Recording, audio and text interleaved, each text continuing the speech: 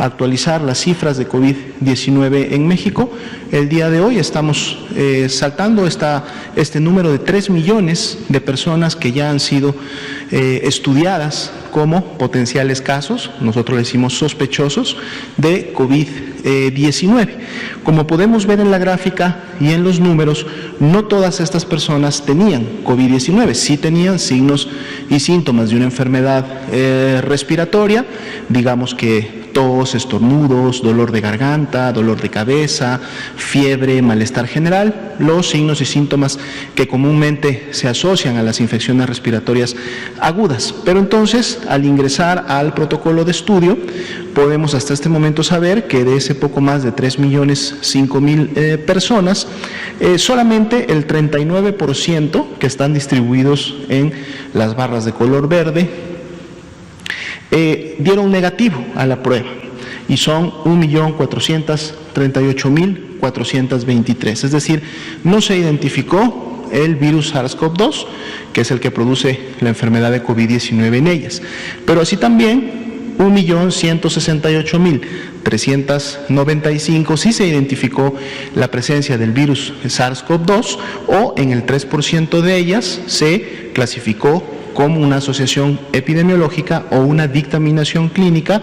y entonces se dieron como casos confirmados de la enfermedad y también los tenemos distribuidos para cada una de las semanas epidemiológicas. Dentro de este grupo se encuentran también las personas que lamentablemente hasta el momento han perdido la vida, 109.456, que ya para el día de hoy también se clasifican como defunciones que se confirman a COVID-19. 45% continúa siendo el porcentaje de positividad,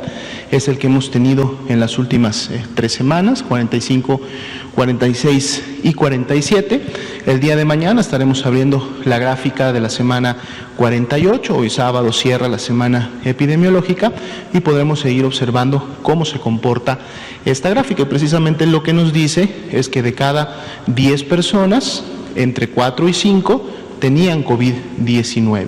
Pero al menos 5 no tenían COVID-19 y de seguro tenían alguna otra enfermedad respiratoria causada por algún virus en su gran mayoría o alguna bacteria que produce también este tipo de infecciones. Tomando precisamente este porcentaje de positividad es que podemos calcular los casos estimados. Tomamos ese 45% y lo aplicamos a todos estos grupos que están en el color gris, en el color negro y en el color naranja y lo sumamos a los que ya están en las barras de color café y entonces tenemos la siguiente diapositiva que son precisamente los casos que estamos estimando.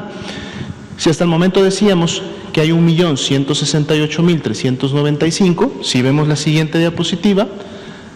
aquí nuestros casos estimados llegan a 1.346.000, porque ya estamos tomando la proporción de los que aún no tenían un resultado, una clasificación, la estamos aplicando y podemos entonces acercarnos de una mejor manera a la cantidad de casos confirmados que están en el sistema de información. Y lo que hacemos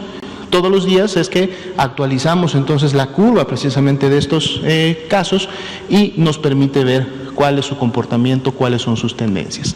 Para el cierre de la semana 47 prácticamente continuamos con un ascenso que veníamos ya viendo en semanas previas.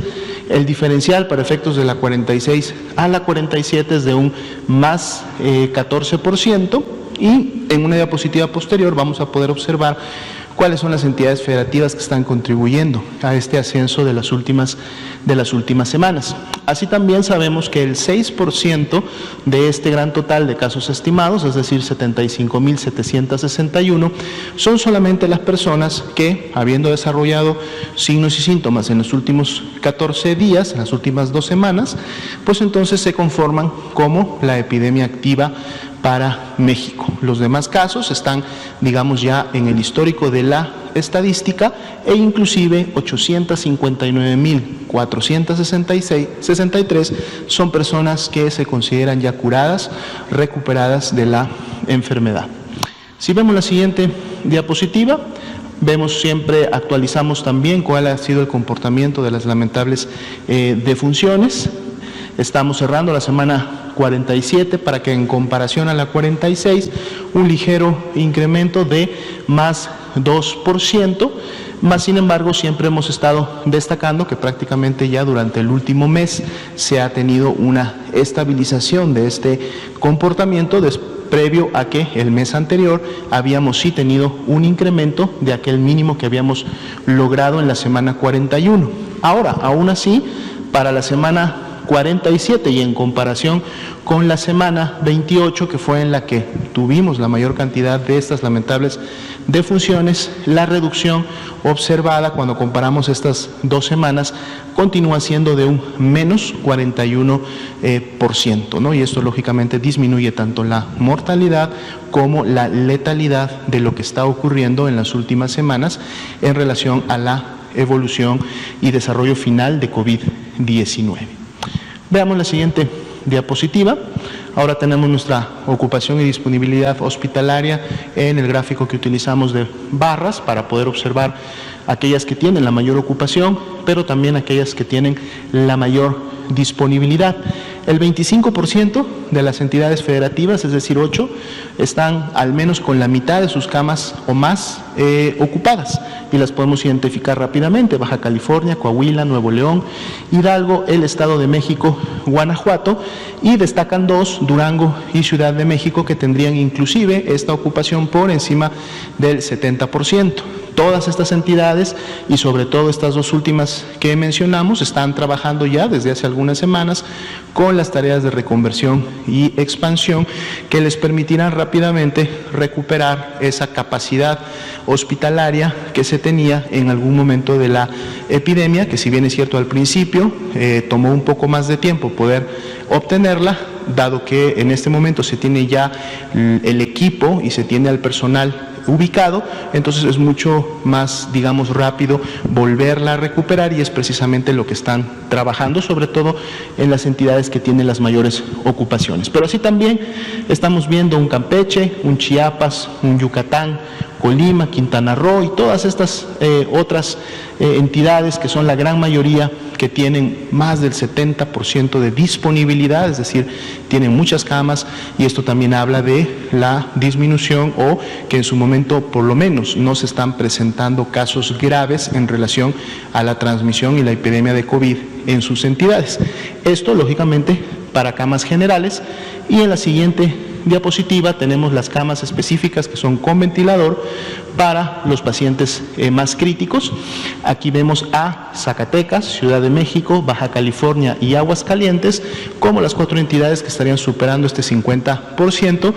más sin embargo aquí ninguna supera el 70%, que es el nivel de seguridad en relación a siempre poder mantener una buena cantidad de camas con ventilador para atender a los pacientes que requieren de esta atención, que es mucho más especializada y a la cual pueden llegar en su estado clínico dependiendo de la gravedad de las complicaciones que tengan por COVID-19. Y vemos nuevamente prácticamente los mismos estados que comentábamos en la anterior, con una gran disponibilidad también de este tipo de camas. De hecho, la mayoría de las entidades federativas también aquí tienen más del 70% de disponibilidad de sus camas con ventilador, y esto inclusive lleva a que en algunas estrategias para algunos estados, estos estados que tienen muy poca ocupación de este tipo de camas o de las camas generales, puedan en su momento contribuir aportando recurso tanto de profesionales de salud como recurso en su momento de equipamiento, para que la reconversión y la expansión en otras unidades o en otros estados que sí tienen una alta ocupación pues pueda ser mucho más rápida.